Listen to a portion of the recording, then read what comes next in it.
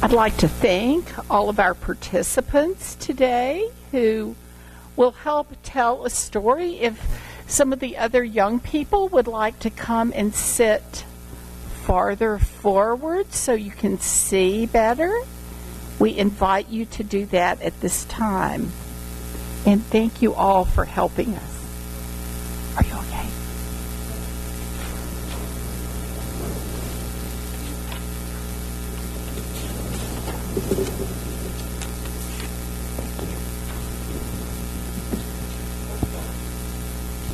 Two men walked into the rainforest. Moments before, the rainforest had been alive with sounds of squawking birds and howling monkeys. Now all was quiet as the creatures watched the two men and wondered why they had come. The larger man stopped and pointed at the kapok tree. Then he left. The smaller man took the axe he carried and struck the trunk of the tree. Whack, whack, whack. The sounds of the blows rang through the rainforest. The wood of the tree was very hard. Chop, chop, chop. The man wiped off the sweat that ran down his face and neck. Whack, chop, whack. Soon the man grew tired. He sat down to rest at the foot of the great kapok tree. Before he knew it, the heat and the hum of the forest had lulled him to sleep. A boa constrictor that lived in the kapok tree, he slithered down the trunk to where the man was sleeping. He looked at the gash the axe had made in the tree. Then the huge snake slid very close to the man and hissed in his ear, "Senor, the tree is a tree of miracles. This is my home where generations of my ancestors have lived. Do not chop the tree down." A bee buzzed in the man's ear. "Senor, my hive is in the kapok tree, and I fly from tree to tree and flower to flower, collecting pollen. In this way I pollinate the trees and flowers. Throughout the rainforest, you see, all living things depend on one another."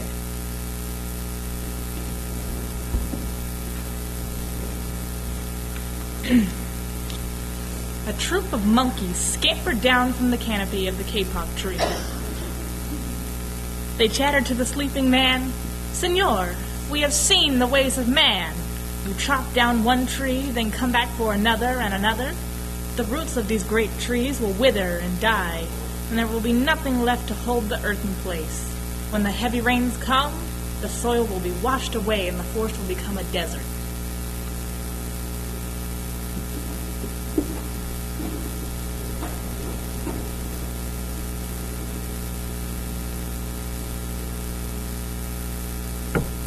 A toucan, a macaw, and a cock of the rock flew down from the canopy. "Senor," squawked the toucan, "you must not cut down this tree. We have flown over the rainforest and seen what happens once you begin to chop down this tree. Many people settle on the land. They set fires to clear the underbrush, and soon the forest disappears. Where once there was life and beauty, only black and smoldering ruins remain."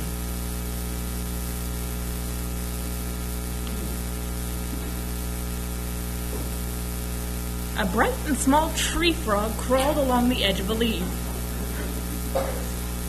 In a squeaky voice, he piped in the man's ear, "Senor, a ruined rainforest means ruined lives. Many ruined lives.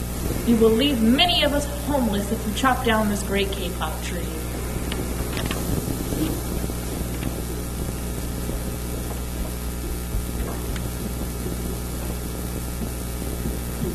A jaguar had been sleeping along a branch in the middle of the tree.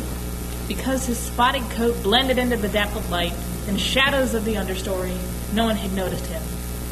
Now he leapt down and padded silently over to the sleeping man. He growled in his ear, "Senor, the kapok tree is home to many birds and animals. If you cut it down, where will I find my dinner?"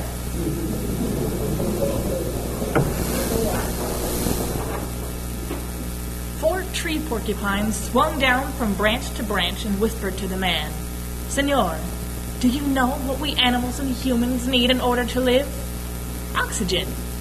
And senor, do you know what trees produce? Oxygen. If you cut down the forest, you will destroy that which gives us all life."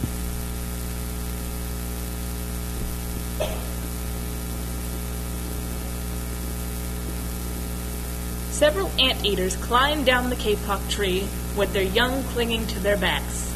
The unstriped anteater said to the sleeping man, "Senor, you are chopping down this tree with no thought for the future, and surely you know what happens tomorrow depends on what you do today. The big man tells you to chop down a beautiful tree. He does not think of his own children, who must tomorrow live in a world without trees."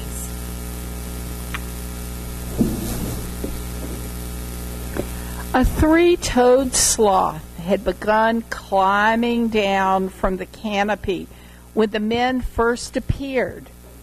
Only now did she reach the ground. Crawling ever so slowly over to the sleeping man, she spoke in her deep and lazy voice. "Senor, how much is beauty worth? Can you live without it? If you destroy the beauty of the rainforest, on what would you feast your eyes?"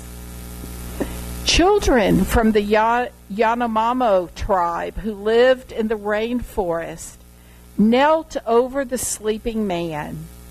They murmured in his ear, "Senor, when you awake, please look upon us with new eyes." The man awoke with a start. Before him stood the rainforest children, and all around him staring were the creatures who depended upon the great kapok tree. What wondrous and rare creatures they were. The man looked about and saw the sun streaming through the canopy. Spots of bright light glowed like jewels amidst the dark green forest. Strange and beautiful plants seemed to dangle in the air, suspended from the great kapok tree. The man smelled the fragrant perfume of their flowers. He felt the steamy mist rising from the forest floor, but he heard no sound, for the creatures were strangely silent. The man stood up and picked up his axe.